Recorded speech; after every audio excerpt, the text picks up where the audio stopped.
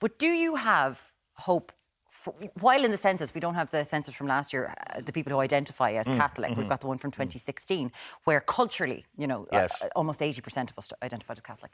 Do you have hope for the Catholic Church in Ireland? Because we know that the populations have certainly decreased, people attending Mass.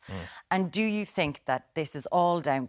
Does it have to modernise? Like, do you have to start thinking about more lay people being involved, women being involved in a lay capacity in order for it to survive? Or you think it's going to be fine the way it is? Well, it definitely is not going to be fine the way it is. I mean, that's been the message for a long, long time.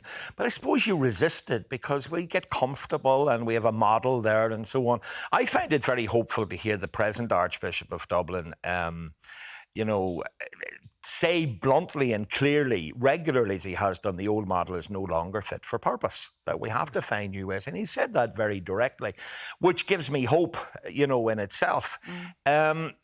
To answer your question, I think something will survive, but I think it will be unrecognisable. I mean, I think this present model is imploding. So I think the big institutional thing, I think that really has had its day in this part of the world, And I think the reality is, any organisation that is where we are should be asking why. Right?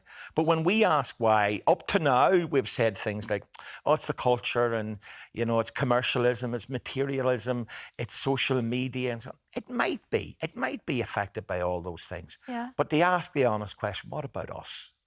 And if you ask young people, you see, like, for example, nobody likes to be told they're boring. But we are boring. I used to think there was nothing worse than a bore. But I've realised now there is. A religious bore is the worst of all. Because if we're boring, you see, we claim God on our side. Now, how do you argue with that? Yeah. Do you know what I mean? Yeah. So the whole thing, I've been talking about this for a long time, reform and renewal. Somebody said to me the other day, why have we no vocations? I said, because we don't deserve them. This model is dysfunctional. And when we start to reform and renew seriously, which I'd be hopeful we will, I think we'll get vocation. And there seems to be an understanding at the top of that as well, that there's an engagement, and then there could be hope then for the church. Yeah, even the phrase that he uses in Dublin, we have a programme called Building Hope, and people say, is that just sort of window dressing? I think we're fortunate in Dermot Farrell in that he's serious about it. Well, I'd love to know what people think about this. If you are an active Mass goer or not, people who have children and they're in school. 0896 111 111. We'd love to hear from you this morning on the future of the church in Ireland.